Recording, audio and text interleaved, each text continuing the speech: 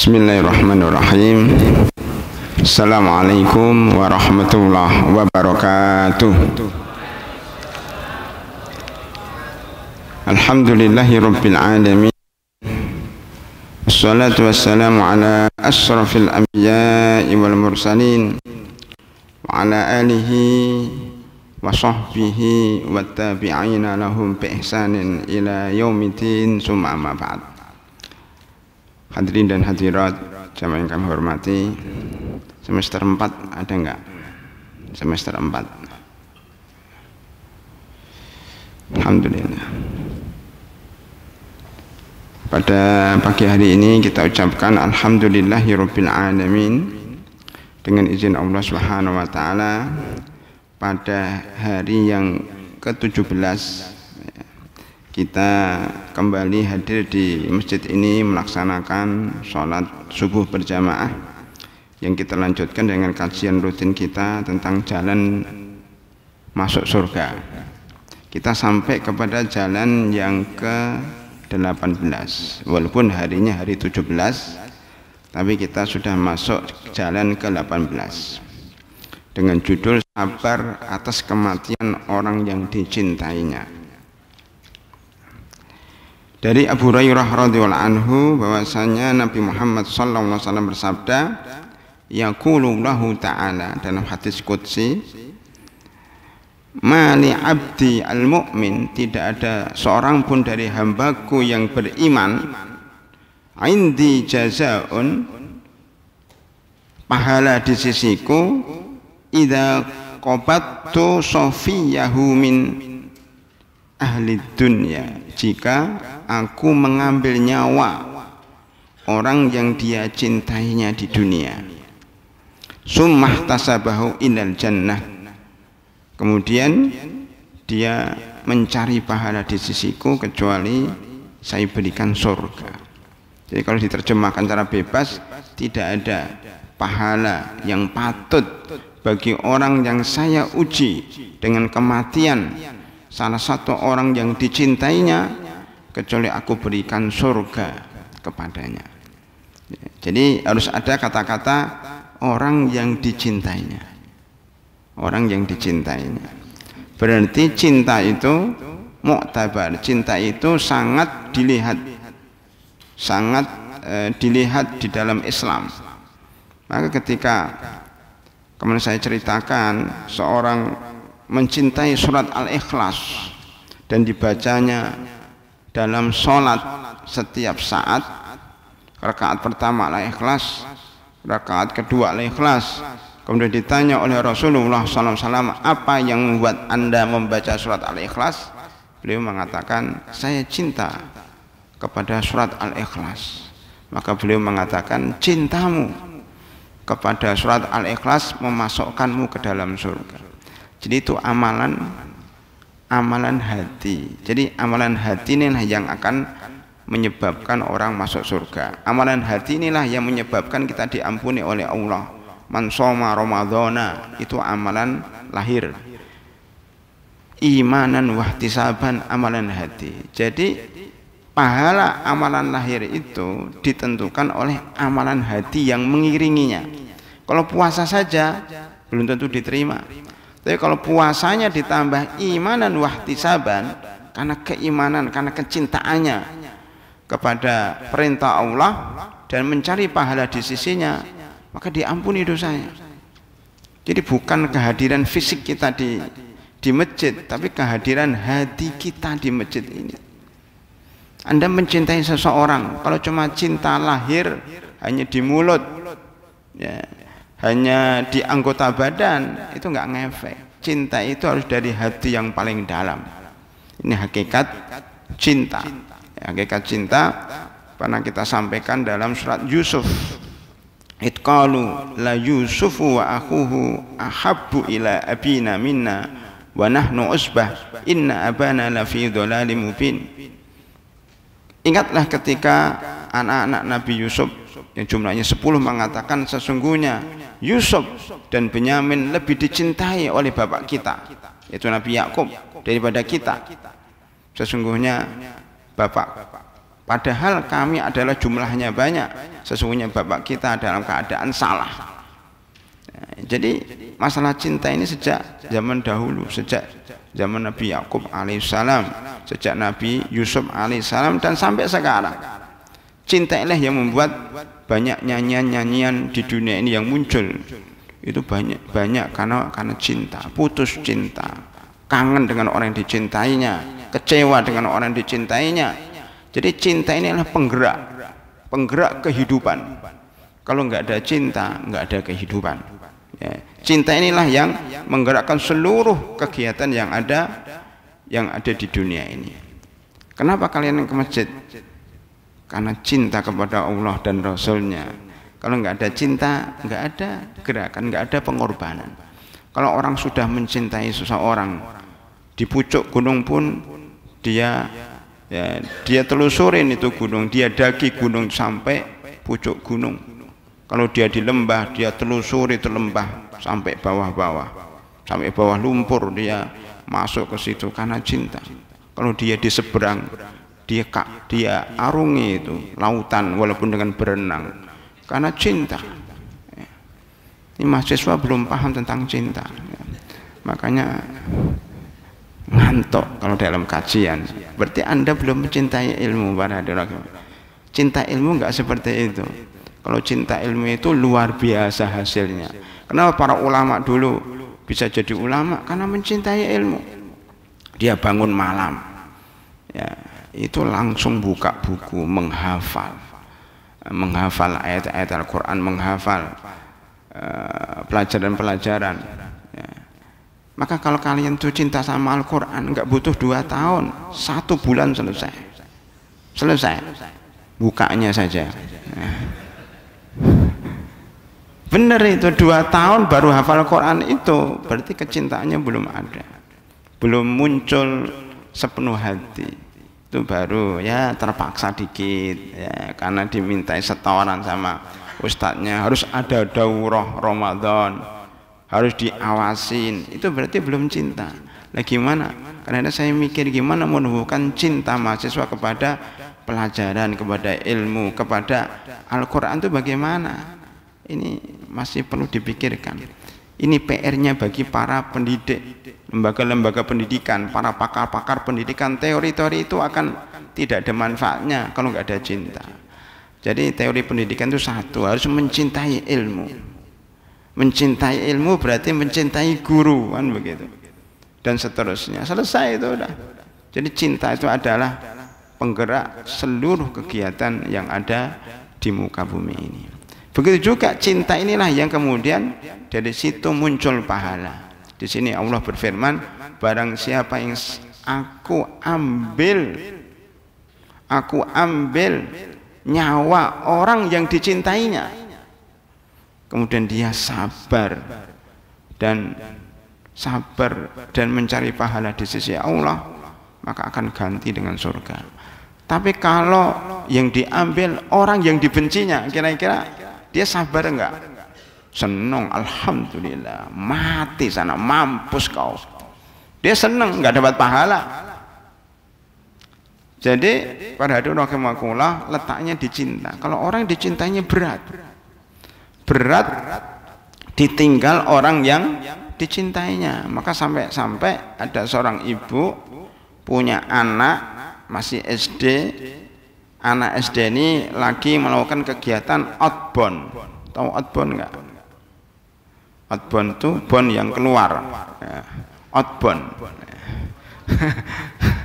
Jadi keluar dari rumah ya, melakukan pendakian atau permainan di luar, di pinggir sungai. Kemudian ada yang jatuh. Namanya anak-anak main ya, sembrono, tidak hati-hati, masuk ke dalam arus sungai yang deras, apalagi ini musim banjir. Kemudian anak itu entah kemana, ditemukan di suatu tempat, dia sudah meninggal dunia. Dilaporkan kepada ibunya mendengar langsung stres dan waktu itu langsung pingsan. Nah itu berarti ibu itu sangat mencintai anaknya, sangat mencintai anak, bagi masih kecil. Ketika dia meninggal dunia langsung terpukul hatinya dan stres. Bahkan banyak yang ketika anak kecilnya meninggal dunia hari ini, maka kemudian ibunya karena sering mikir anaknya sebulan lagi ikut meninggal dunia, menyusul anaknya, bukan karena sakit, karena pikiran sedih. Sedih itu menghancurkan. Sedih itu menghancurkan. Nanti kita bahas dalam surat Yusuf ya, Nabi Yakub alaihissalam karena sedihnya mikir Nabi Yusuf sampai buta ya, sampai buta mata. Jadi kesedihan itu bisa membutakan mata. Ini akan kita bahas pada bab berikutnya. Ini pada hadirin rahimakumullah. Jadi cinta itu memang sangat berat. Cinta itu butuh pengorbanan ya. Kalau orang mencintai seseorang nggak ada pengorbanan, cintanya perlu dipertanyakan ya. Pada hadirin rahimakumullah. Jadi ibu ini saya ceritakan ini nggak kuat dalam menyikapi kehilangan orang yang dicintai, tidak sabar, makanya nggak dapat surga kalau nggak sabar. Jadi yang dapat surga itu adalah yang sabar. Yang kedua, summah tasabahu, dan mencari pahala di sisi Allah. Para ulama menjelaskan di sini bahwa syaratnya itu harus bukan hanya sabar kata para ulama, tapi harus tambahin dan dia yakin ini berpahala. Maka kita sampaikan kemarin bahwa pahala itu tidak harus kita ke masjid, tidak harus kita itu membaca Al-Quran 30 juz, tidak harus kita sholat tahajud sampai bengkak-bengkak, tidak harus kita kemudian membaca Al-Quran ya, umroh haji, tapi pahala itu bisa juga didapat di rumah kita, dikirim oleh Allah ke rumah kita berupa musibah, sebagaimana kalau orang dapat paket.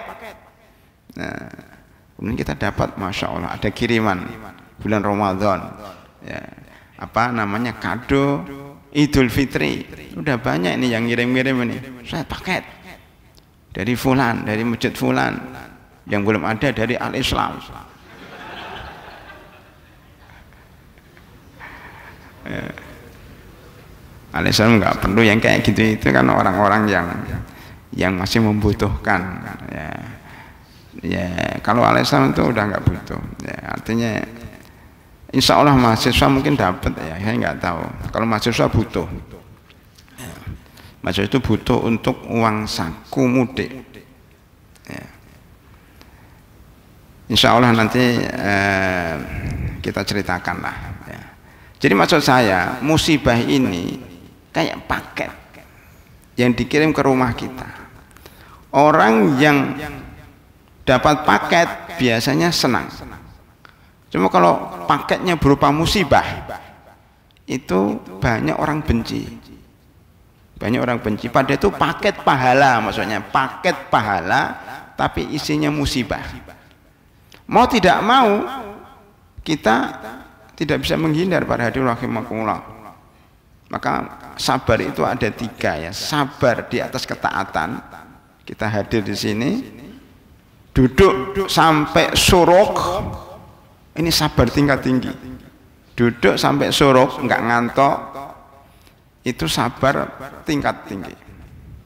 Yang kedua, sabar dari maksiat, yaitu ketika puasa ini tidak mengerjakan maksiat. Itu juga sabar tingkat kedua. Ya kalau mahasiswa berarti sabar istiqomah, tidak noleh kanan, tidak noleh kiri, tidak melanggar ya, tidak keluar dari jam-jam yang ditentukan. Itu namanya sabar dari maksiat. Yang ketiga, sabar terpaksa, yaitu ketika kena musibah. Makanya para ulama tadi menjelaskan, kalau hanya sabar terpaksa nggak dapat pahala surga, karena sabar terpaksa itu dia sabar nggak sabar tetap aja kena, yang milih sabar, itu namanya sabar terpaksa. Daripada saya nggak sabar, mendingan saya sabar. Ini nggak cukup, maka sabar terpaksa kalau ingin dapat pahala harus meyakini saya sabar ini dapat pahala insya Allah. Nah, dapat pahala insya Allah, itulah yang menyebabkan dia memang dapat surga, dapat pahala itu karena meyakini. Berarti harus yakin bahwa musibah itu adalah berpahala. Musibah itu berpahala. Summah tasabahu ilal jannah, maka dia akan dapat surga. Maka disebutkan di dalam hadis Ummu Salamah, ini kita sebutkan dalam fikih takziah. Fikih takziah ini dibahas untuk orang-orang yang kena musibah. Beliau mengatakan atau diajarkan oleh Rasulullah SAW, inna lillahi wa inna ilaihi raji'un. Ketika suaminya, namanya siapa? Ummu Salamah, suaminya siapa? Abu Salamah, anaknya Salamah. Ketika Abu Salamah, orang yang dicintai ini, meninggal dunia, beliau mengatakan inna lillahi wa inna ilaihi raji'un. Allahumma jurni fi musibati wakhluf li khairan minha. Ya Allah, berikan pahala pada musibahku dan gantikan dengan yang lebih baik. Nah, ini intinya. Jadi musibah itu berpahala. Sama dengan orang ke masjid, sama dengan orang yang baca 30 juz, sama dengan orang yang sholat tahajud sampai bengkak-bengkak. Cukup dia sabar dalam musibah, itu pahalanya berlipat. Allahumma jurni fi musibati. Nah ini. Ada wakimakumullah, disebutkan orang yang dicintainya, ya, karena lebih berat pukulannya di dalam hati kita. Orang cinta kita ada suami, istri, anak. Kita sebutkan dulu surat Al-Ma'arij ayat 12 sampai 14. Yubassarunahum yawaddul mujrimu law yaftadi min adzabi yaumi idzim bibani. Waktu itu orang-orang jahat kalau bisa akan menebus supaya dihindarkan dari azab, dari siksa dengan orang yang dicintainya. Siapa yang paling pertama yang dicintainya? Anak. Jadi anak itu bagi manusia, wallahu a'lam bishawab, adalah orang yang paling dicintai di dunia itu anak.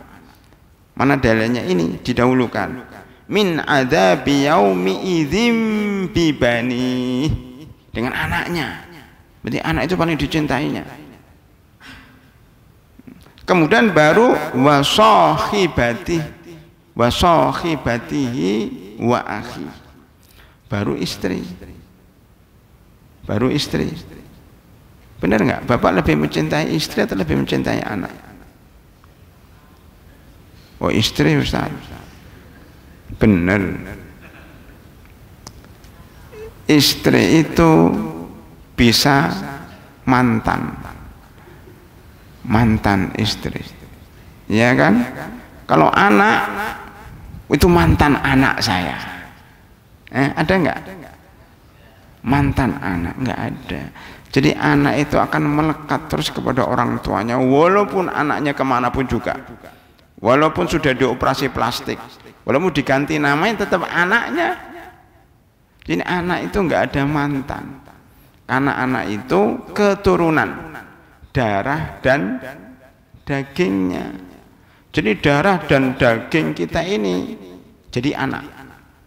Jadi anak ini ya, Anda ini darah daging orang tua Anda. Makanya nanti hidungnya kayak hidung bapaknya, matanya kayak mata ibunya, kakinya, jempolannya itu kayak jempolan bapaknya. Lihat aja dulu ada namanya Qiyafah, ya, orang ahli keturunan pada zaman Nabi Muhammad SAW. Pernah saya ceritakan itu. Jadi ada dua orang yang lagi tidur selimutan, pakai selimut, ditutup matanya, kelihatan kakinya. Yang satu putih, yang satu hitam. Cuma jempolannya sama. Tahu jempolan? Tahu jempolan enggak? Jempolan itu ibu jari di kaki. Ini apa namanya? Jempol ya? Jempol di tangan. Ada jempol di kaki. Untuk mengetahui seseorang itu lihat aja jari-jarinya, jari di kaki dan jari di tangan, itu ada ilmu khusus itu. Ya. Menciri orang itu begitu. Ya. Anda nggak usah lihat mukanya udah ketahuan, oh jempolannya kayak gitu, udah ini si fulan, kan gitu kan.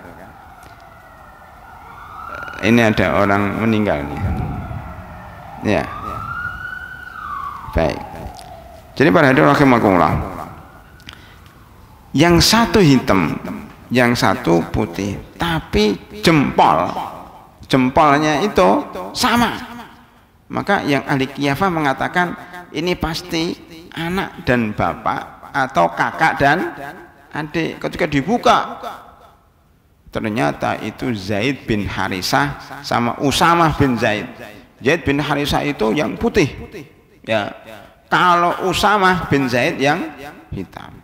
Bapak dan anaknya. Warnanya bisa beda, tapi bentuknya sama. Begitu para rahimakumullah. Sekarang pun bisa ketahuan, oh ini kayak bapaknya, ini kayak ibunya, ini kayak kakeknya. Kadang ibunya putih, bapaknya putih, anaknya hitam. Dari mana itu? Ibunya pesek, bapaknya pesek, anaknya mancung. Dari mana? Tetangganya. Nah, ini parah kan? Pada zaman sahabat ada yang komplain, ya Rasulullah, ini anak ini nggak persis saya dan nggak persis ibunya. Ya. Gimana? Kata Rasulullah, kamu punya unta nggak? Warnanya apa? Warnanya gini-begini. Loh, ada warnanya beda sendiri. Dari mana itu? Ya mungkin dari unta yang lain. Maka Rasulullah mengatakan mungkin tuh dari keturunan pamannya, kakeknya, buyutnya. Jadi kalau bapaknya pesek, ibunya pesek, anaknya mancung, mungkin dari kakeknya. Kakek kamu ada yang mancung enggak? Iya. Nabi Adam alaihissalam. Mancung itu. Kita kan anak Nabi Adam. Ya, mungkin dari pamannya, dari siapa? Bisa, tidak harus dari suami istri itu. Ini ilmu keturunan ya, ilmu nasab penting. Maksud saya bahwa kembali kepada masalah anak itu darah daging. Darah daging. Makanya kalau orang mencintai anaknya itu wajar. Dua, warisan yang paling banyak itu diambil oleh anak.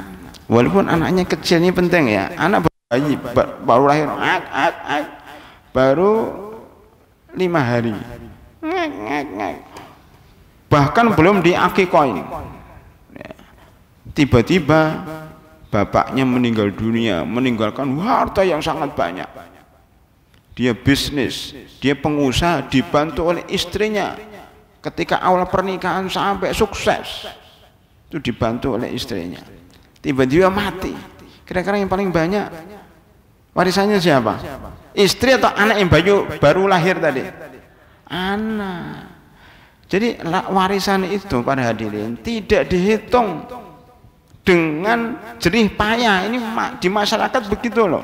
Saya tuh sering ditanya, Ustadz, ini ada saudara dia, orangnya ini kaya raya, tapi sakit di rumah sakit berminggu-minggu, berbulan-bulan, tidak ada anaknya mau menunggu, anaknya nakal, ada yang main game, ada yang main motor, ada yang jadi preman. Anaknya tidak ada urusan dengan bapaknya. Bapaknya mau mati, mau sakit, nggak ada urusan. Makanya ditemani oleh saudara, oleh saudaranya perempuan. Ini bapak, saudaranya perempuan, ditungguin di rumah sakit dari awal sampai akhir, sampai meninggal dunia. Dia bilang, loh, saya mestinya dapat lebih banyak katanya, karena saya yang menunggui dia. Kata dia, ini orang awam ya, karena saya menunggui dia, mestinya saya dapat banyak.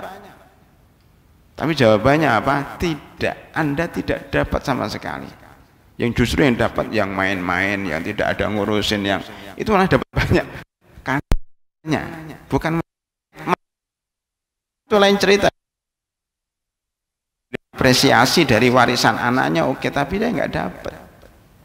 Kecuali memang tidak punya anak laki-laki, mungkin saudaranya dapat, tapi dapatmu dikit. Jadi kembali tadi bahwa istrinya yang bersama suaminya dari awal sampai dia kaya hanya mendapatkan 1/8. Sedang anaknya yang bayi dapat 7/8 para hadirin rahimakumullah. Kenapa dapat seluruhnya? Karena dia darah dan dagingnya. Sedang istri bukan darah dan bukan daging. Dia itu teman yang ketemu di jalan. Ya kan? Yang ketemunya di mana? Di pesawat. Ya. Kan istri itu kan orang lain yang tidak punya hubungan, ya, nggak punya hubungan darah. Kalau punya hubungan darah malah haram, mahram namanya. Ketemu di jalan, ya. Kemudian sama-sama sepakat melangsungkan akad pernikahan dan punya anak, nah, gitu. Makanya lebih hebat mana? Lebih hebat anak daripada istri. Maksudnya secara naluri. Allah sendiri mengatakan lau yaftadi min adzabi yaumi idzim bibani. Anaknya dulu dong. Kemudian baru wasahibati. Baru istri. Disebut sahibah. Sahibah itu bukan teman ya, kalau bahasa Arab pondok itu sahibatuha, sahibatihi. Itu temennya. Enggak, sahibah itu istri. Kenapa? Karena dia sahibnya, sahibahnya. Karena dia kemana-mana bersama, ke pasar bersama, ke masjid bersama, tidur bersama, masak bersama, mandi bersama. Makanya sahibah, teman dekatnya. Nah, ini juga ilmu ini para hadirin. Wa akhi, baru saudara. Orang lebih mencintai istrinya daripada saudaranya, walaupun saudaranya satu bapak, saudara kandung, tetap aja lebih mencintai istrinya. Kemudian baru wa fasilatihi allati tu'wih, keluarga besarnya. Wa man fil ardi jami'an summa yunji. Yang penting dia selamat, walaupun anaknya dikorbankan, walaupun istrinya dikorbankan, walaupun saudara-saudaranya dikorbankan, yang penting dia selamat. Egois. Jadi orang itu kalau sudah dalam keadaan terpepet, pasti yang paling dipikirkan adalah dirinya sendiri. Surat Al-Ma'arij ayat 12-14. Di dalam hadis lain disebutkan manih tasabah salasatan min sulbihi. Min sulbihi. Kalau sol dengan sul beda. Min sulbihi, dulu pernah kita sampaikan, sulbun itu tulang punggung. Baina sulbi wat tara'ib yakhruju min baini sulbi wat tara'ib.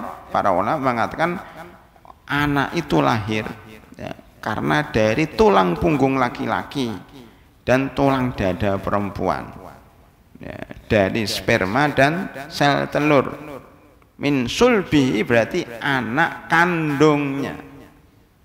Kemarin yang menarik, ada WA, Ustadz, ini ada seorang laki-laki punya 2 istri, kemudian pisah semuanya, kemudian punya anak. Anaknya ini saling mencintai, yang satu laki-laki, yang satu perempuan. Pertanyaannya, boleh nggak Ustadz menikah antara anaknya dari ibu A dan anak dari ibunya yang B, bapaknya satu? Jawabannya apa? Boleh nggak? Tadi itu masuk itu di WA saya, kok bisa ya orang bertanya seperti itu? Ini kan beda ibu Ustadz, tapi kan bapaknya satu. Berarti boleh nggak? Ya nggak boleh, kan satu darah itu. Kecuali ibu ini bawa anak dari suami lain, dan ini maksud saya itu ibu yang satu ini bukan anak ibu yang pertama. Ya dia dari suaminya, dari suami lain boleh. Atau begini enaknya, laki-laki duda ya punya anak laki-laki, perempuan janda punya anak perempuan. Duda dan janda ini menikah, anaknya juga kepingin menikah, maka akhirnya dilangsungkan akad pernikahan untuk 4 orang. Bapak dengan ibunya, anak dengan anaknya. Boleh enggak? Boleh. boleh, nggak ada hubungan, nggak ada hubungan darah. Kalau yang ditanyakan tadi nggak boleh, karena satu bapak beda ibu. Nah, ada yang seperti ini. Maka dikatakan di sini, barang siapa yang mencari pahala dari kematian 3 anak kandungnya, maka dapat surga. Maka berdirilah seorang perempuan, wahai Rasulullah, saya hanya punya 2 anak, meninggal semuanya, pun bisa masukkan ke dalam surganya, baik anak laki-laki maupun anak perempuan. Tetapi anak perempuan lebih hebat.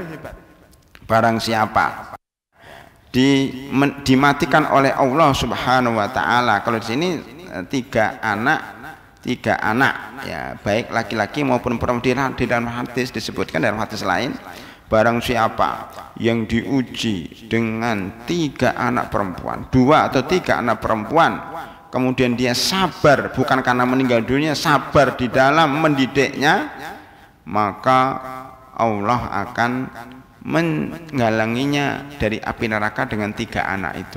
Maksudnya bahwa ada sebagian orang yang anaknya cewek semuanya, bahkan saya punya teman itu sejak di Mesir ya, itu anaknya perempuan, sampai di Indonesia lahir lagi perempuan lagi, kalau nggak salah 7 atau 6 anaknya perempuan semuanya. Itu pasti ya, suaminya mengatakan saya kepengen laki-laki, Ustaz. Ya, ibunya juga saya kepengen laki-laki, tapi Allah mentakdirkan dia punya anak perempuan semuanya. Maka sabar, nggak punya anak laki-laki, sabar. Lah ternyata anak perempuan itu menghalangi orang tuanya dari api neraka. 3 anak perempuan atau 2 anak perempuan. Kenapa itu nggak berlaku bagi laki-laki? Tidak berlaku bagi anak laki-laki karena mendidik anak perempuan lebih susah dibanding mendidik anak laki-laki. Pertama, anak perempuan itu aksesorisnya lebih banyak, ya kan? Aksesoris, jadi lebih mahal. Harus ada anting-anting, ada gelang, ada jilbab, ada di bawah jilbabnya itu apa? Ya, kemudian bajunya rangkap 4. Belum kaos kakinya, belum apanya, lebih banyak fasilitas. Bayarannya coba pondok laki-laki dengan pondok perempuan, bayarannya lebih banyak mana? Sama-sama satu pesantren, kalau anak ibu laki-laki bayarannya sekian, kalau anak ibu perempuan kok lebih banyak? Ya lebih banyak, karena ngurusnya lebih susah. Ya, banyak onderdil yang harus dihadirkan ya untuk anak perempuan. Itu satu, dari sisi fisik itu lebih mahal, dari sisi pakaian, dari sisi apalah ya. 4, bahkan di beberapa pesantren itu waktu liburan seperti ini, berapa pesantren ya, tidak boleh anak perempuannya pulang kecuali dijemput oleh walinya langsung, walaupun dari Aceh ya, walaupun dari Aceh, walaupun dari Medan harus datang menjemput. Oh, biayanya lebih mahal, musim Covid lagi, ribut. Nah, kemudian yang ketiga, anak perempuan itu rasa sensitif, lebih susah.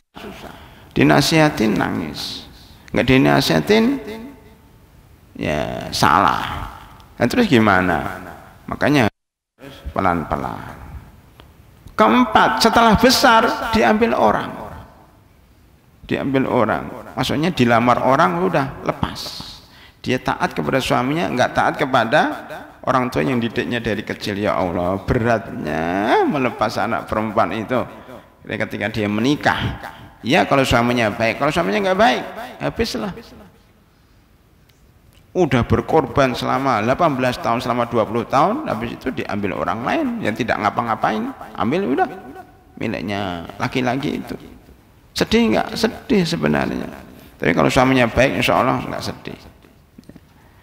Dari situlah kemudian disebutkan bahwa barang siapa yang diuji dengan 3 anak perempuan dan sabar dalam mendidiknya, insya Allah mereka akan menjadi penghalang dari api neraka. Kalau anak laki-laki enggak. Kenapa? Anak laki-laki itu dilepasnya hidup sendiri. Ini kan anak-anak lepasan ini. Ya kan, dilepas set hidup. Saya nggak khawatir nih. Pulang-pulang sono. Nggak ada urusan. Ada mahramnya, nggak ada mahram, makan di jalan bisa ngais-ngais, sampah juga bisa.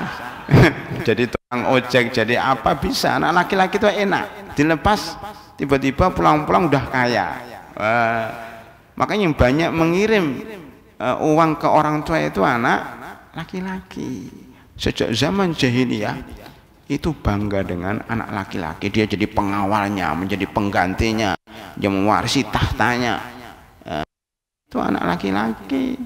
Makanya jadi kebanggaan orang musyrik. Sedang anak perempuan dikuburkan ya di dalam kuburan ketika hidup. Ayum sikuhu ala hunin am yatussuhu fit turab ala sa'a ma yazirun, atau ya.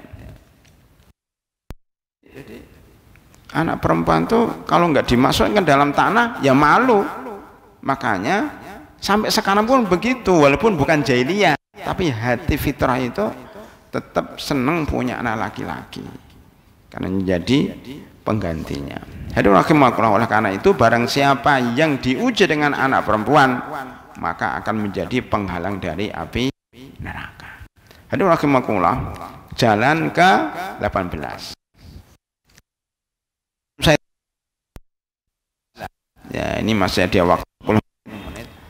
Tolong diambilkan apa namanya kursi satu lagi. Kursi satu lagi. Enggak ngantuk. Ya. Baik.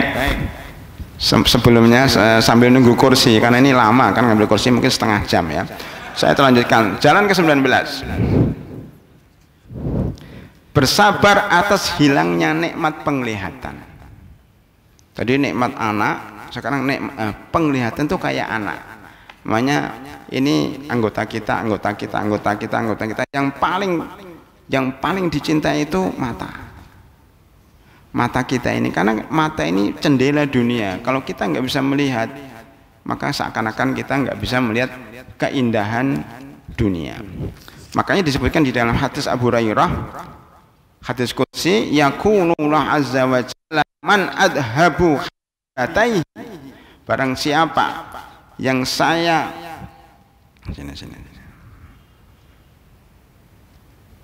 ya, baik. Barang siapa yang saya hilangkan darinya kedua mata yang dicintainya, kemudian dia sabar, maka aku tidak rela kecuali saya berikan kepadanya surga. Jadi orang buta itu kalau dia sabar itu insya Allah dia akan dapat surga.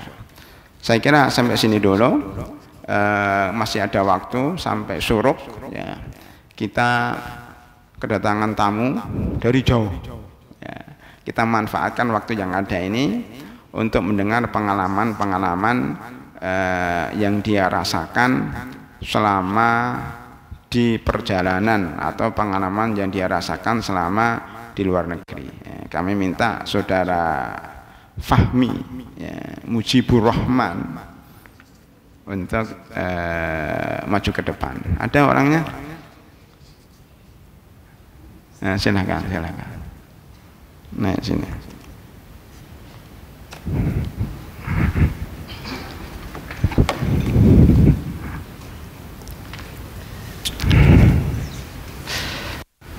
Fahmi ini karena ada yang belum tahu adalah satu alumni Al-Islam angkatan berapa? Angkatan 17. Temennya angkatan 12. Kok tadi 17 apa? Umurnya 17. Angkatan 12, angkatannya saudara Ustadz Azam ya. 12. Saudara Azam. Di sini ada siapa lagi? Yang nyoteng ini juga temennya. Tinggi-tinggi ya. Ini juga tinggi nih, Fahmi. Mujibur Rahman, benar ya? Mujahidur Rahman. Jadi ini salah satu alumni kita yang alhamdulillah dapat beasiswa ke Turki. Dapat beasiswa ke Turki. 2 orang, yang satu namanya Abdul Halim. Ya, Hafidul Haq Abdul Halim. Beliau tidak bisa pulang temannya karena COVID-19, benar. Atau nggak kena COVID? Face-nya itu kelihatan nggak kena COVID ya. Ini beliau ini masih punya utang pondok, masih utang sama saya ini. Mestinya beliau ini ada tugas wiyata bakti 1 tahun, tapi kabur ke Turki. Ya sudah kabur sono, nanti harus membayar itu 1 tahun itu. Tapi makanya nanti insya Allah setelah selesai dari Turki akan mengajar di Al-Islam 1 tahun. Ya. Kemarin beliau ini sudah khatam Al-Quran. Ya, benar ya, hafal ya. Khataman baca atau hafalan sudah selesai, dapat sanad ya. Dan yang menarik, khatamannya itu pernah saya sampaikan di sini. Itu setelah selesai membaca surat An-Nas disuruh membaca Al-Fatihah dan awal Al-Baqarah ayat 1 sampai ayat 5. Ini saya belum ke Turki, tapi merasakan bahwa kok iya ya, dalam Al-Quran itu kok ada apa namanya di halaman yang paling depan ya. Surah Al-Baqarah itu kan mesti ayatnya sampai 5 kan? Ayatnya sampai 5. Sampai 5, benar ya? Halaman bawahnya kosong. Kenapa dikosongin? Nah ini mesti Anda nggak pernah bertanya. Kenapa kok cuma 5? Memang ada Al-Quran, mushaf yang Al-Baqarah di awal itu sampai penuh. Nggak ada kan? Hampir semua itu ayat 5. Apa rahasianya? Karena saya bertanya-tanya, mungkin rahasianya begitu deh, pakai ilmu kira-kira ya. Oh, dari An-Nas kemudian mutar lagi ke Al-Fatihah, mutar lagi ke Al-Baqarah. Jadi khatamannya itu sampai Al-Baqarah ayat 5 ya. Sampai ulaika ala hudam mir rabbihim wa ulaika humul muflihun, baru shadaqallahul azim, baru doa khataman.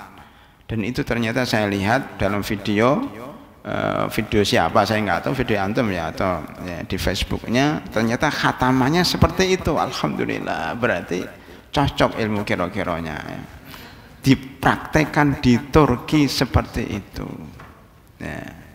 Jadi beliau itu khataman kemudian berakhir dengan surah Al-Baqarah ayat 5. Maka nanti Al-Islam pun demikian ya. Salman Sadid yang nanti mau, antum sekali duduk atau berkali duduk? Memang bedanya apa? Karena kan kita bacanya kan tadarruj. Jadi biasanya kalau mengambil salah berarti orang Indonesia itu makhrajnya itu kan sebenarnya susah. Pertama. Jadi Fatihah aja kadang-kadang kalau orang Indonesia itu bisa ngambil 1 bulan. Jadi kalau sekali itu kayaknya susah banget. Kecuali kalau anak ini sudah mungkin udah baca ketiga masyayikh dalam satu usaha, misalnya hafaz sangat asli, udah baca 3 masyayikh, kemudian ambil masyayikh satu lagi, mungkin ada kemungkinan bisa, karena udah punya pengalaman di 3. Tapi kalau yang pertama, karena bukan saya yang pertama, jadi nggak bisa. Sekali duduk itu baca Al-Fatihah sampai An-Nas gitu maksudnya. Kalau antum berapa ratus kali duduk?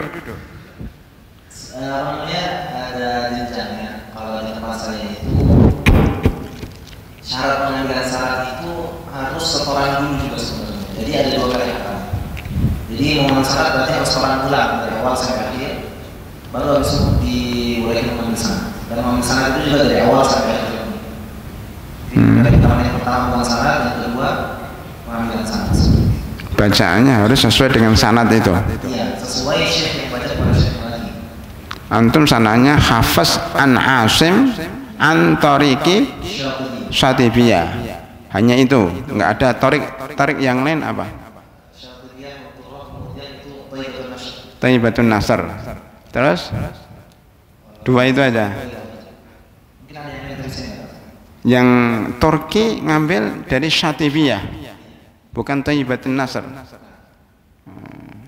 Sebenarnya bukan dari Turki, Ustaz.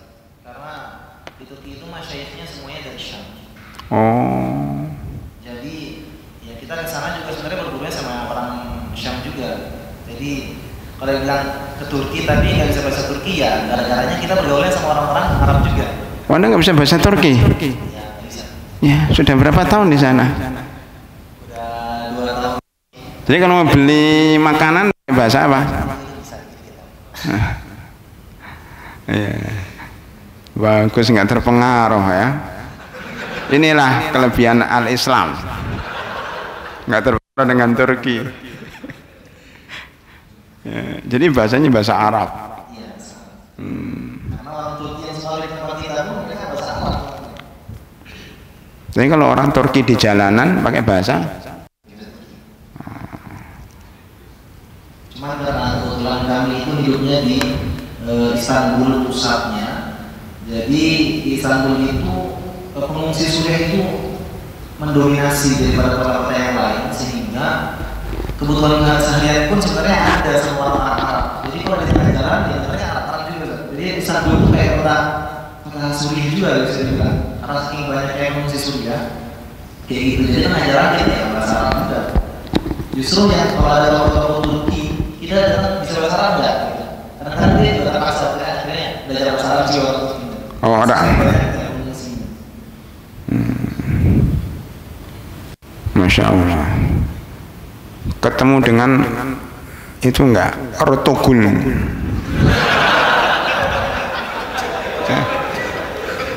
Enggak. Ketemu ya dengan pemerannya. Ya. Antum belajar madhab Hanafiyah mestinya ya. Iya, kita di sana ya karena kurikulum sebenarnya, kurikulum itu kan nggak bisa lepas. Akhirnya kita ya belajar juga, mau nggak mau gitu. Jadi orang Suriah sama orang Turki sama-sama madhab Hanafiyah. Nggak bisa dibilang semuanya, karena orang Suriah itu sebenarnya juga di beberapa madhab di Suriah itu ada yang Hambali, kemudian ada yang Syafi'i, kemudian ada juga yang Hanafi. Tapi secara keseluruhan masyayikh yang keluar dari Syam yang di Turki itu kebanyakan Hanafi. Ada yang Syafi'i, cuma karena dia ada di pondok yang mayoritas masyayikhnya Hanafi, jadi berubah ke Hanafi. Dan tempat-tempat ma'ahid syar'iyah di Turki itu semuanya madhabnya Hanafi semua, jadi muqarrarnya semuanya Hanafi semua. Kalau mau belajar Syafi'i, ya harus ambil syekh mazhab sendiri. Biasanya gitu kita teman-teman orang Indonesia kita terima sendiri. Ada ulama Syafi'iyah ada. Ada. Pesantren Syafi'iyah enggak ada. Semuanya Hanafiyah ya. Apa kelebihan Hanafiyah di atas Syafi'iyah? Di kelebihannya saya karena belum tahsil dalam madhab itu, jadi saya nggak bisa nerka-nerka ini intinya apa. Mungkin kalau misalnya sekolah antum melihat bisa. Enggak, ya, belajar di sana. Alhamdulillah, ya saya ketemu sama pemikiran yang betul-betul beda, yang nggak saya sangka ketemu sama pemikiran seperti itu sebenarnya. Ya. Karena dari dia Islam, terus kemudian dia sebelumnya kan samanya. Cuma di sana saya berhadapan dengan orang-orang sufi. Kemudian pemikiran saya bisa berubah daripada pemikiran bahwasanya pergerakan kaum muslimin di Suriah, konflik di Suriah seperti apa itu saya bisa melihat semuanya karena ketemu sama orang-orang yang betul-betul mengalami. Di antaranya apa? Di antaranya apa? Misalnya yang saya kaget seperti ini, salah satu mungkin teman-teman juga ngerasa seperti itu. Kita benernya bahwasanya pejuang-pejuang di Suriah itu kebanyakan dari kalangan-kalangan kita aja. Mungkin misalnya sama ya sama, terus kemudian akidahnya sama seperti itu. Ternyata waktu sampai sana saya ketemu dan mereka kan masih saya juga, jadi guru-guru kami Syari, kemudian mereka kebanyakan walaupun nggak semuanya, kebanyakan itu ikut Maria tapi itu diambil dan mengharuskan turun juga ke pertempuran, dan ternyata itu banyak, bukan sedikit aja. Jadi saya betul-betul ternyata ada ya, dan ternyata juga justru bukan sedikit, malahan banyak. Lebih banyak, ya, lebih dominan. Ya. Terus berapa sah yang antum belajar darinya? Banyak. Ya berapa? Pertanyaannya berapa? Bukan sedikit atau banyak, berapa? Kalau syekh di dalam Al-Quran itu ada 4, tapi yang baru selesai 1. Siapa namanya? Saya Syekh Muhammad bin Muhammad Al-Umar. Dari Suriah atau dari Turki? Ya, dari Suriah, dari Damaskus. Ada nggak hubungi dengan Syekh Aiman Rusdi? Enggak, sangat beliau nggak nyambung ke Syekh Aiman Rusdi.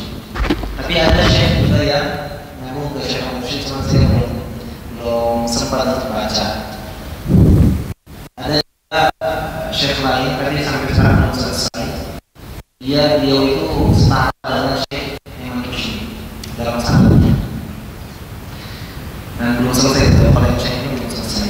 Siapa namanya? Namanya Syekh Raji Al-Ali. Oh tadi Hamad ya? Tadi Muhammad. Muhammad bin Hamad. Muhammad bin Muhammad bin Ahmad. Muhammad bin Muhammad Al-Umar.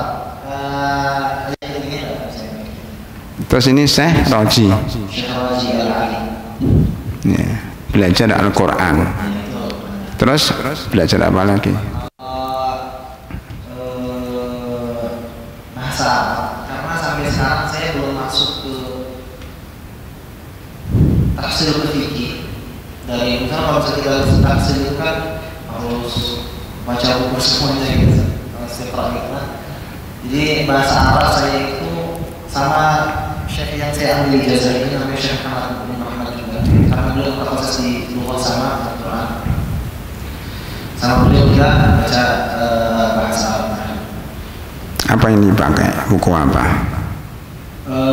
Sebelum baca sama beliau, saya sempat ikut daurah dulu di Turki, karena waktu posisi saya dari Islam bersama itu bahasa Arab saya masih kurang dalam segi qawaid, walaupun ngomongnya mungkin udah 50%. Paham? Mereka paham bahasa Arab Anda? Berarti bahasa Arab Al-Islam dipahami orang sana ya?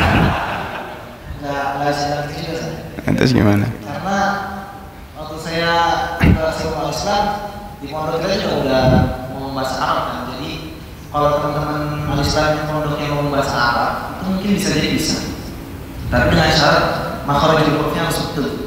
Karena kalau makhraj huruf nggak betul itu ntar mereka agak paham ini mau ngapain sih sebenarnya, walaupun bahasa Arab. Iya gitu. Nah itu tahun pertama saya ngambil ulang lagi dari Nahwu Wadih. Kemudian setelah selesai Nahwu Wadih kita ngambil Qatrun Nada. Qatrun Nada selesai, kita ambil Syudzul Dzahab. Kemudian di tengah ngambil Syudzul Dzahab ini, kita lagi selesai Syudzul Dzahab, kita ngambil Awwalul Masalik. Nanti setelah Awwalul Masalik kita pindah ke Ibnu Aqil, kemudian ke Muqbil lagi.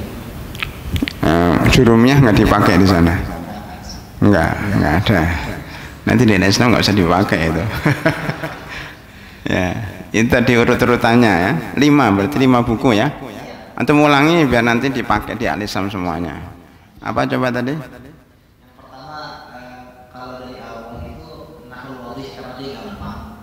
Kemudian yang kedua itu yang pertengahan bagi mu'asirin sekarang, walaupun kata Maliki itu sebenarnya untuk memulai juga. Itu Qatrun Nada wal Musnad. Ya. Kemudian setelah Qatrun Nada ini biasanya dalam bahasa Indonesia pindah ke Syudzul Dzahab. Kemudian dari syuhur zahab pindah ke Awdahul Masalik. Awdahul Masalik itu syarat dari Alfiyatul Ma'ani. Kemudian dari Awdahul Masalik ini nanti kita bisa kalau mau apa ya, muqaranah antara mazhab Indonesia, biasanya seperti itu mazhab Masyayikh kami di sana. Karena yang biasa diambil dalam syarah Ibnu Malik itu sebenarnya bukan Awdahul Masalik tapi Ibnu Aqil. Cuman saya karena pengen selesai di madrasah Ibnu Hisham, jadi kita ambil semuanya ke Ibnu Hisham, Awdahul Masalik kita ambil. Nanti bisa jadi boleh ambil ke Ibnu Aqil, syarah Ibnu Aqil. Ini sama-sama syarat dari Alfiyah Ibnu Malik juga. Setelah selesai dari Alfiyah Ibnu Malik bisa kita lanjut ke Mughni Labib. Karena Mughni Labib ini ya bisa dibilang paling tinggi ya. Itu sudah selesai semua itu? Gimana Sir? Sudah selesai semua 5 buku itu? Enggak, kita syuhur zahab selesai, lagi selesai, kemudian di tengah-tengah syuhur zahab ini kita sambil ngambil Awdahul Masalik ini bareng. Oh, bareng. Jadi bareng namisnya sebenarnya apa ya, 1 tahun biar selesai buku ini 1 tahun. Karena saya beda sama teman Halim ini. Kalau Halim dia kan di Ma'had Syar'i yang kayak Islam ini ngambilnya bareng, yang fikih ngambil, akhlak ngambil, akidah ngambil, kemudian bahasa ngambil. Jadi ya sedikit-sedikit dapatnya. Kalau saya cuma 1 tahun full, saya bahasa Arab doang, dari walaghah, kemudian nahwunya kita ambil, balaghahnya juga, dari sharafnya juga. Jadi 1 tahun full ngambil, biar nanti tahun kedua kalau balik lagi ke bahasa, jadi biar langsung bisa masuk ke dunia yang lain. Bahasa dulu semuanya, terus baru yang lain. Nah itu sudah diterapkan di Al-Islam itu. Di Al-Islam itu sudah diterapkan tahun pertama bahasa Arab semuanya, kayak punya kamu. Jadi sama Al-Islam itu. Nah, kamu nggak tahu kan, barusan ini. Barusan ini. Jadi nggak ada pelajaran lain kecuali bahasa Arab sama ngambil Quran. Sama, hampir sama dengan di Turki. Jadi ternyata kita alhamdulillah punya teman di Turki sama.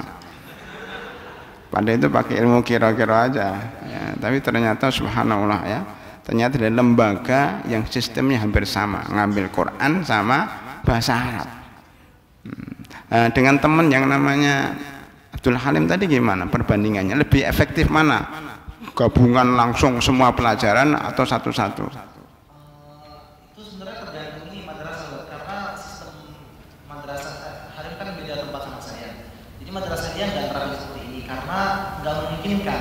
Jadi masalahnya kita pusatkan semua masyayikh mutakhassis di dalam bidang tertentu hanya untuk ngambil 1 tahun ini. Jadi mereka emang harus ngambil bareng-bareng karena waktunya, kemudian targetnya juga seperti itu. Cuman kalau saya, karena posisinya ma'had syar'i saya itu syekhnya itu bisa mutafarrid gitu, untuk bisa kosong, memberikan waktu banyak untuk santri. Jadi ya saya di sana seperti gimana kalau misalnya kita ambil 1 tahun lughah aja Ustaz, khusus lughah. Oh ya udah, akhirnya bisa. Di Turki itu semuanya nggak seperti saya. Yang sistemnya seperti saya cuma ma'had saya aja, tapi yang lain nggak seperti itu.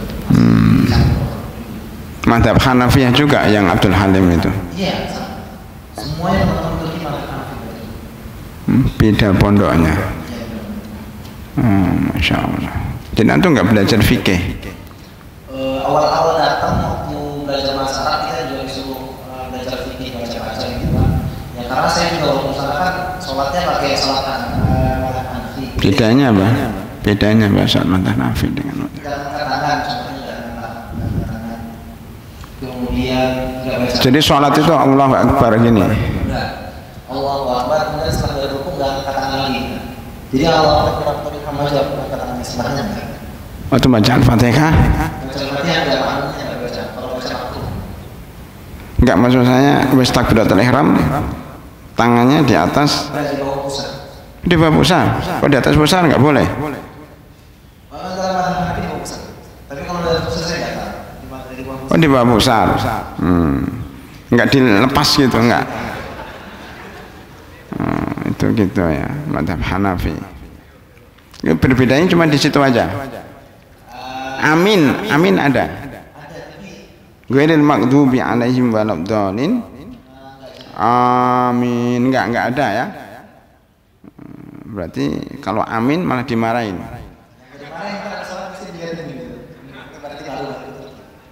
Hampir semua di Turki gitu. semuanya. Iya, Ustaz Abdul Somad gitu ya, waktu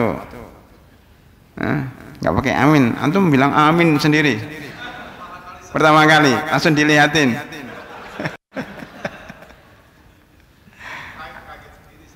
Hanafiyah. Ya, di beberapa tempat itu dipukulin itu. Di Afghanistan, di Pakistan dipukulin. Ini agama baru. Amin itu. Ya. Itu bedanya sholatnya Hanafiyah dengan yang lain. Habis iktidal tidak ngangkat tangan, tapi langsung Allahu Akbar gitu. Itu aja ya bedanya ya. Apalagi? Terus sujud sahwi, misalnya kita sujud sahwi nanti baca tahiyat, kemudian setelah tahiyat salam sekali, setelah salam sujud 2 kali, besok ulang tahiyat lagi. Itu salah kalau selesai tahiyat baru salam. Oh, tahiyatnya 2 kali. Itu seluruh rakaat yang dia lupakan atau seluruh kesalahan itu begitu. Sujudnya habis salam. Oh, pakai tahiyat lagi ya, panjang lah.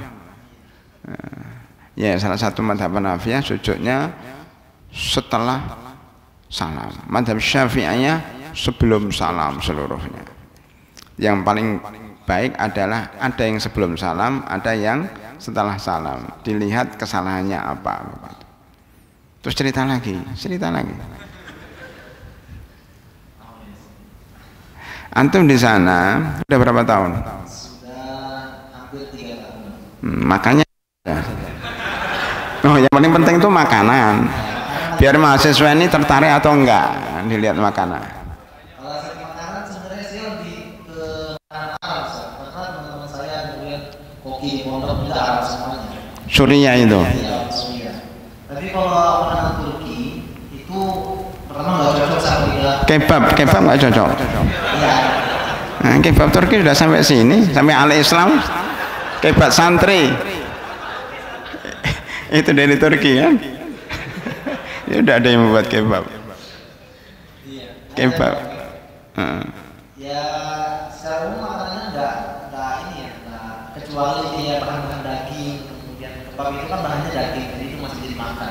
Jadi kalau makanan kayak apa, makanan seharian, karena kan makan sehari kita pokoknya itu roti sama bisa. Jadi makan nasi itu bisa dibilang Pagi roti, ya. Siang? roti juga. Oh, enggak nasi. Nasi itu cuma seminggu sekali atau 2 kali. Apa? Nasi kebuli atau nasi? Nasi putih. Oh, nasi putih kayak Indonesia. Enggak ada rasanya gitu. Ada. Mereka kalau masak nasi itu dikasih minyak sama garam. Nasi sendiri. Masak nasi, makan nasi juga pakai roti, Ustaz. Iya. Malamnya roti lagi. Betah antum ya di sana. Ya, karena kita bukan buat makan, jadi ya ngomong gitu. Cuman kan ada Indomie saat ini. Antum masih makan Indomie di sana, ya Allah. Di market itu.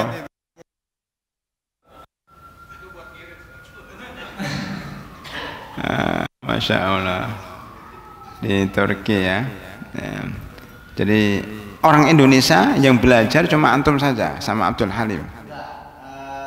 Saya tapi termasuk orang-orang yang pertama di sana. Oh, pertama kali. Waktu saya ke sana itu di Mahisyari itu belum ada loh orang Indonesia. Kemudian waktu itu juga Mahisyari itu belum terlalu booming gitu, nggak booming sekarang. Kalau sekarang kan Udah booming. udah booming di Indonesia. Udah mulai banyak. Udah mulai banyak masuk. Contohnya di Pak saya itu udah ada yang masuk, cuma kita nggak terima dari Indonesia yang banyak. Kenapa? Karena teman-teman dari Indonesia itu kalau misalnya kumpul, nanti yang ada ngomongnya bahasa Indonesia doang. Iya. Akhirnya bahasa Arabnya nggak langsung gitu. Iya benar. Jadi saya berusaha kalau teman-teman ada dari Indonesia di Turki itu kita coba mencari tuh. Pondoknya masih belum ada orang Indonesia yang kita taruh sih. Jadi masih bahasa Arabnya masih kental gitu kan. Tapi alhamdulillah sekarang di setiap mahat itu ada. Jadi kemudian juga masyarakat kita itu punya channel. Jadi kalau misalnya teman Indonesia yang mau masuk ke mahat Turki itu masih bisa direkomendasikan. Dari Al-Islam bisa bawa berapa nanti? Ya bisa. Bisa ya? 5 bisa ya? Itu bisa harus ngomong. Harus ngomong dulu. Ya, antum mau pulang lagi ke Turki kapan? Rencana sih 1 bulan atau 2 bulan. Jadi silakan daftar ke yang para alumni ya, yang ini belum boleh nih, yang sudah lulus kamu Turki silakan biaya sendiri tapi ya. Iya, cuma termasuk murah.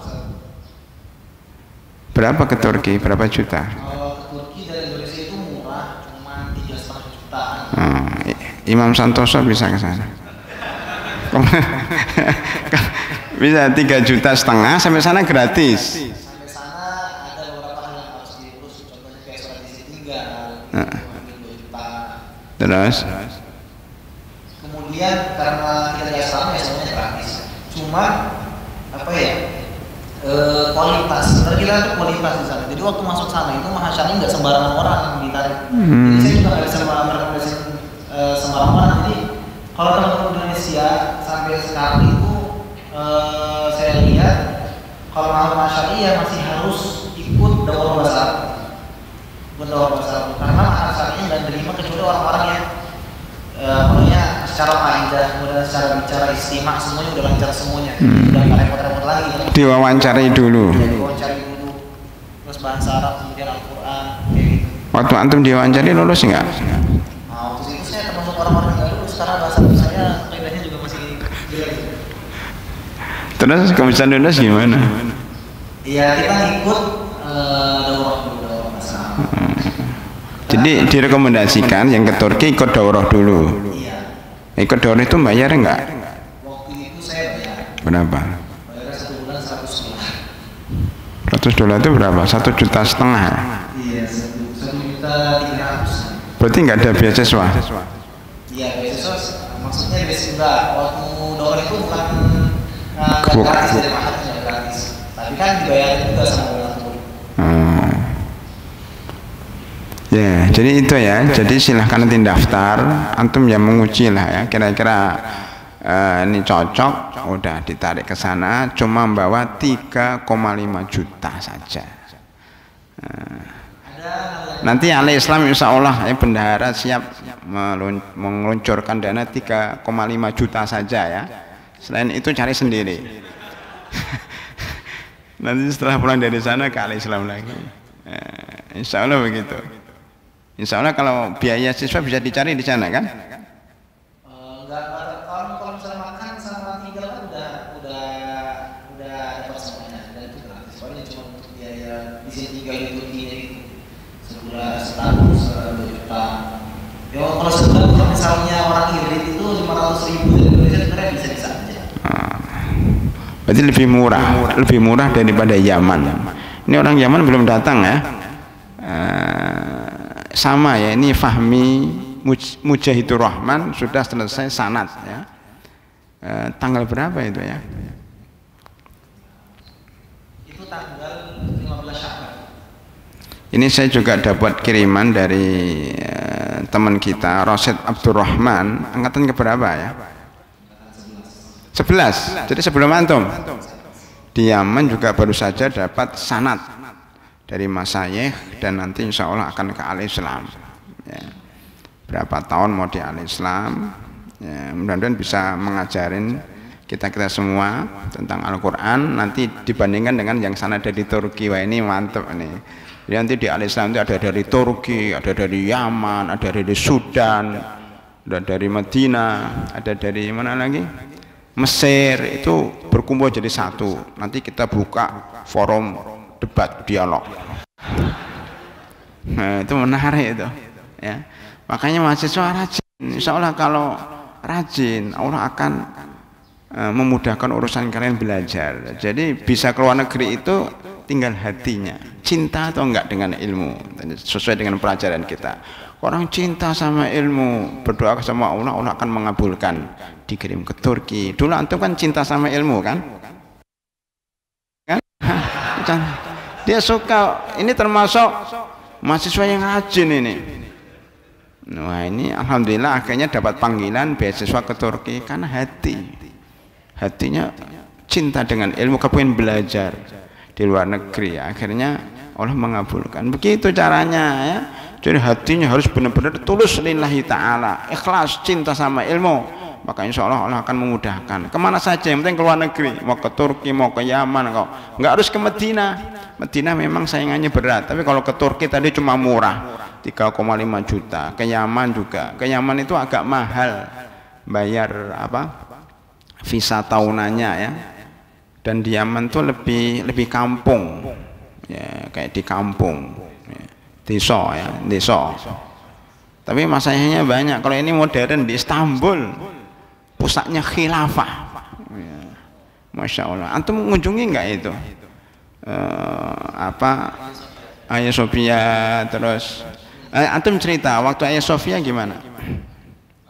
Waktu Hagia Sophia diresmikan jadi masjid lagi. Waktu itu posisi saya nggak mungkin untuk ikut tuh. Karena itu ramai banget Ustaz. Posisinya kan waktu masih corona ya. Jadi kita nggak diizinin turun, tapi itu kan pokoknya live juga. Tapi setelah beberapa hari setelah buka, itu saya kesana juga. Ya beda jauh antara sebelum sampai dibukanya itu beda jauh. Jadi waktu pertama kali saya masuk itu waktu awal tahun pertama Turki belum diubah menjadi masjid, masih museum.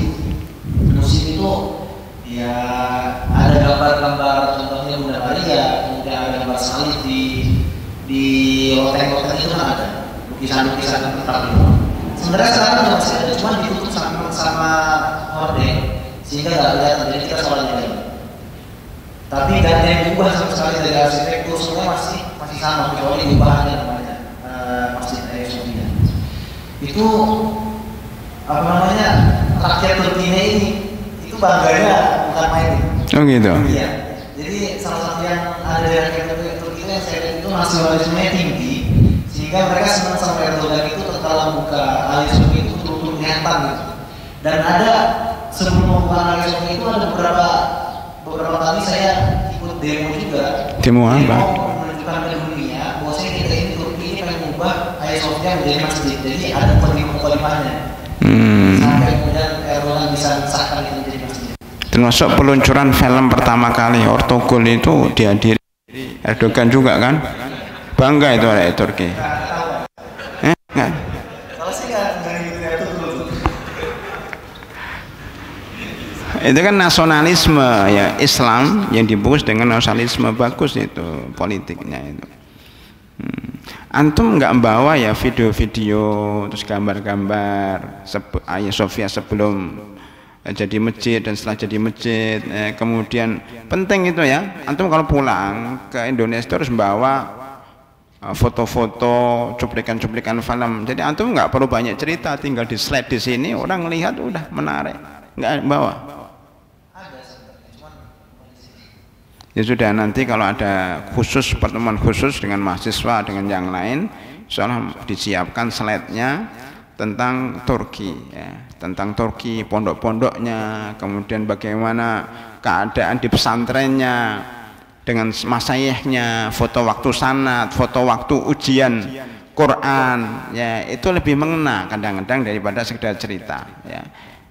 Tolong nanti disiapkan, dan mungkin teman yang di Turki yang lainnya supaya menyiapkan sehingga nanti menjadi inspirasi bagi kita semuanya insya Allah. Saya kira itu dulu para hadirin rahimakumullah. Ini sangat bagus ya, oleh-oleh dari Turki. Mudah-mudahan alumni yang lain nanti kalau datang ya kita buatkan panggung untuk menceritakan apa yang mereka alami di negara-negara tersebut ya.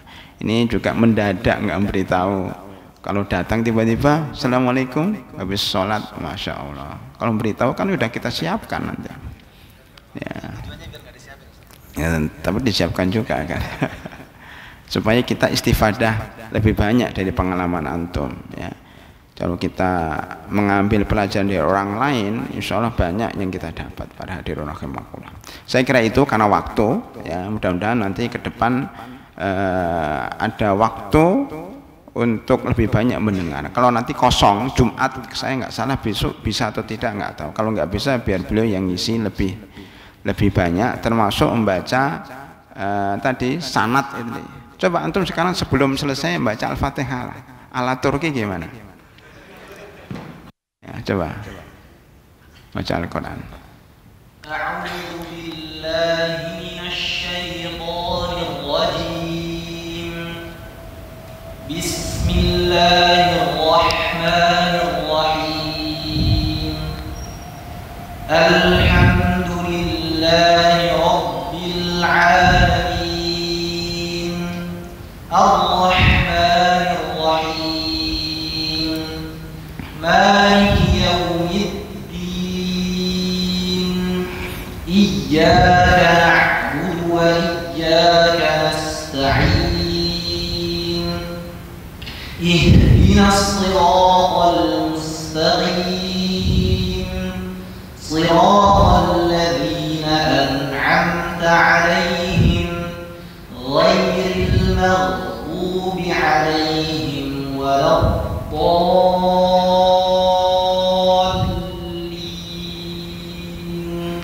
Amin. Alhamdulillahirabbil alamin. Di Turki nggak boleh aminnya dijaharkan. Baik, pada doakumullah, terima kasih atas saudara Fahmi Mujahidur Rahman atas penyampaiannya. Mudah-mudahan menjadi inspirasi bagi kita mahasiswa, semakin semangat, ayo belajar ya, insya Allah Allah Subhanahu wa taala akan mudahkan segala urusan kita, dan ini salah satu sarana ya, insyaallah. Kita kafaratul majlis, subhanakallahumma bihamdika asyhadu an la ilaha illa anta astaghfiruka wa atubu ilaik. Assalamualaikum warahmatullahi wabarakatuh.